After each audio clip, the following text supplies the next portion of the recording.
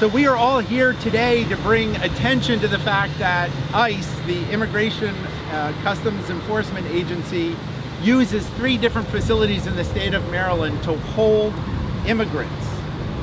They use the Howard County Detention Center, which we're standing in front of, the Worcester County Detention Center, and the Frederick County Detention Center to hold immigrants who they have detained.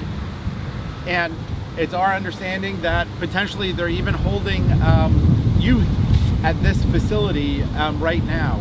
I think we as, all of my colleagues here, we as Marylanders, we as elected officials, we as Americans, we as human beings are deeply troubled and outraged by the actions of our federal government to hold children in prison, to separate them from their families. I mean, what is going on is an outrage, and it's got to stop, because it's going to create enormous problems for our country, enormous problems for these young people who are dealing with, I think, irreparable emotional harm from this action. We have to stand up and say enough is enough. Governors around the country are standing up and saying this policy has to change. They're demanding the Trump administration to stop what they're doing. It doesn't matter if they're Democrats or Republicans. The Republican governor of Massachusetts just said he would be withdrawing his state's support for border enforcement. No use of Massachusetts National Guard for border enforcement. Other governors are doing the same. Our governor should do the same, because Marylanders don't want to be complicit with this crime. Yes. So, we are here, at least I know I'm here with LaWanda and my colleagues, to call on our governor to do 3 things.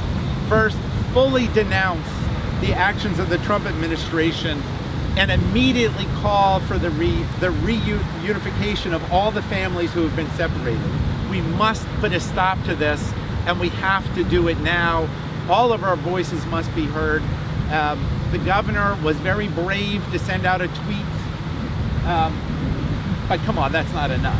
Really, he's got to take action. Just tweeting on the topic isn't enough. He's got to stand up and add his name to ours and to people all over the country and all over the world who are saying this is inhumane and it must stop. He needs to make it very clear that no state resources from Maryland will go towards enforcing this action. No state resources, and call upon all the other local governments to make sure no public resources in the state of Maryland are used for this purpose, because it's wrong, again, it's inhumane, and it's got to stop. And quite frankly, as I've tried to say over and over on the campaign trail, you know what? I don't know if there is a Republican Party anymore in this country. There is simply the party of Trump. And right now, Larry Hogan is a member of that party.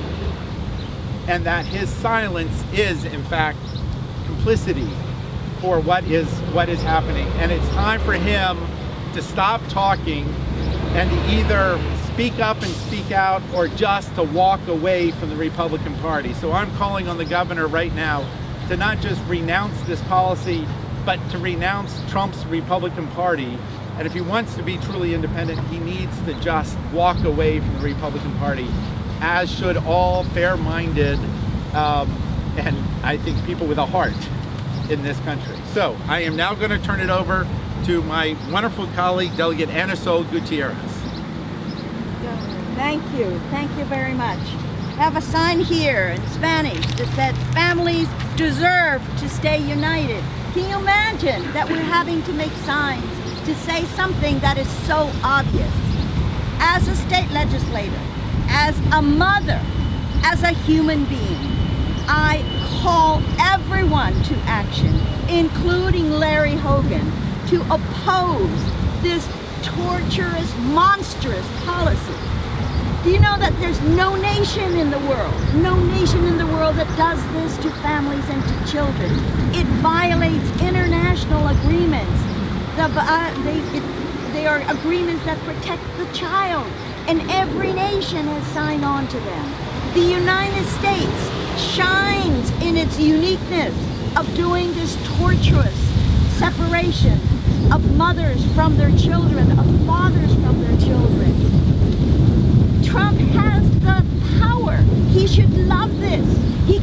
stand up and say, stop it.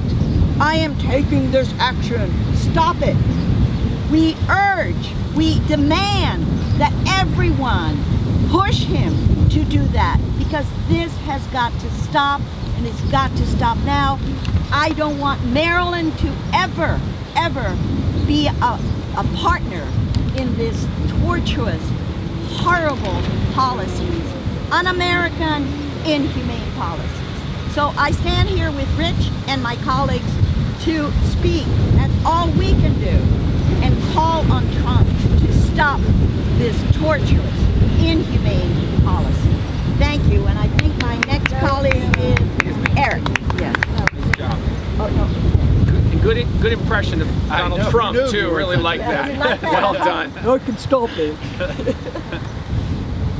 So when it comes to policy, how to solve problems or how to fix them, one place we always look is to the family. I'm an educator, and for years when we had problems with students or we had problems with the population, we hoped that the family could help us with that. Families that were good and intact could help us solve problems. And education is not the only place. We value families in this country, and so this simply is not who we are. We do not pull families apart. We do not create situations where we use pulling families apart as punishment, because it could only be deemed as cruel and unusual. Cruel to the parents because of the distress, and cruel to the children because of the developmental distress we will cause them. All the studies tell us that children are developing tremendously at early ages. To treat them like this, to pull them from their families, will do permanent damage that we may have to live with, but certainly that they will have to live with. This must stop. This is un-American. Thank you. Yes, I thank my colleagues for being here, particularly Senator Rich Madaleno and Luella Jenkins, because this is a very inhumane and atrocious policy that is unprecedented in the history of our country.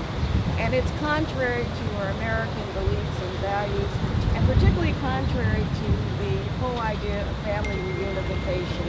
It's very shocking, and it defies human decency and conscience, and it's got to stop. So I'm calling on all our elected officials as well as our community leaders to come forth and say stop this and speak up and let your voices be heard. This is an atrocious and inhumane policy, and we as a country can do better. Thank you. Good morning, everyone. I'm Delegate Marisay Morales, and I want to thank Rich and LaWanda for hosting this press conference, which is so important. I'm also the Vice Chair of the Maryland Legislative Latino Caucus, and my message is simple. The three sources of law that are applicable in this situation, at every moment in time, the individuals who were at the core of this decision making, the focal point was the best interest of the children. The first was the Flores settlement in 1997, basically said unaccompanied children at the border could not be detained for more than 20 days and must be released. The second was under the Bush administration, and they said unaccompanied minors could not remain in detention for more than 3 days and should be released to resettlement, to their own parents, to guardians or other caretakers. And the third, during the Obama administration, the Ninth Circuit reinforced the two former decisions. Fake news has made it sound like the Democrats and the Trump administration has gone up with these talking points. And I'm here to tell you, do your research. When we talk about cruel and unusual punishment, the Constitution talks about it, the Eighth Amendment talks about it under the purview of criminal law, not under administrative. And that's because immigration, at its core, is administrative law. But what's happening? What is the liberty that is being taken away from these children and from these families? The very basic fundamental right of being there with your parent or being there with your child. I have never, as an attorney, as a criminal defense attorney, I would have never, and as I speak to my constitutional law professors, I would have never guessed in the United States of America, we would have had a president who would have taken these atrocious, inhumane policies and sat there and not spoken out against it. Like Delegate Gutierrez said, and so many of our colleagues said, the United States of America right now stands in we're going through a shameful time in our history. And when I think back to this time, I want to make sure that I did everything that I could in my power. And this is why I pledge that I will go and actually go to the border and use my legal training. I don't have that much money, but I will go and support the pro bono efforts that are happening at the border. There are many organizations that you can also support, and I also call on Governor Hogan. We sat in his office with the Latino caucus, and we pointed him out, and we said to him, what have you done? What have you done to speak up for our immigrant families in Maryland and in our nation? And I commend Rich and LaWanda for creating this platform and calling out the Hogan administration. Thank you.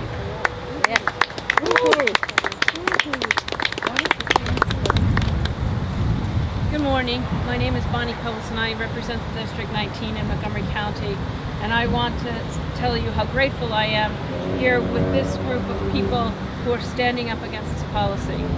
For a moment, and I don't know if you've noticed or if the cameras have been shifted down, there are tiny shoes in front of me. Tiny shoes that could belong to the children that are being ripped out of their mother's arms.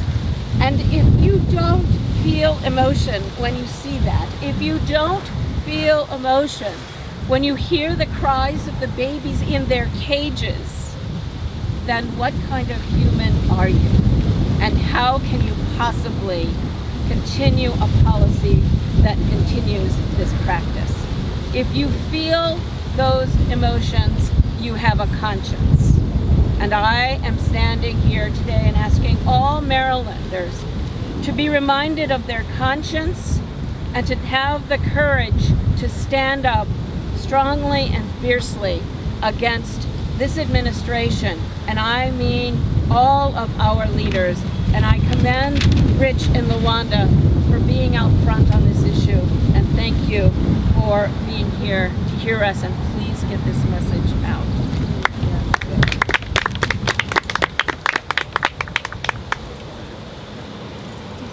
All right, well, thank you all very much for coming. Again, Larry Hogan, it's time for you to take sides in this debate.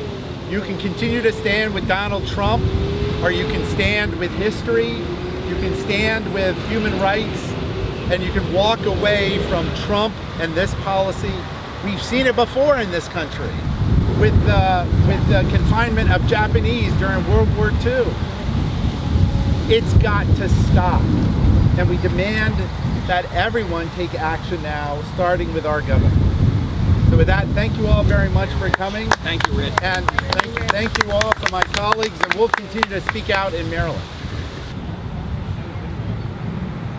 Aquí estamos esta mañana con el candidato para gobernador Rich Madaleno y mis colegas en el centro de detención acá en Maryland. Hay 3 centros de detención, uno acá en Howard County, otro en Wycomico y otro en Frederick, donde no sabemos, porque no se sabe si hay jóvenes, si hay personas separadas de sus familias.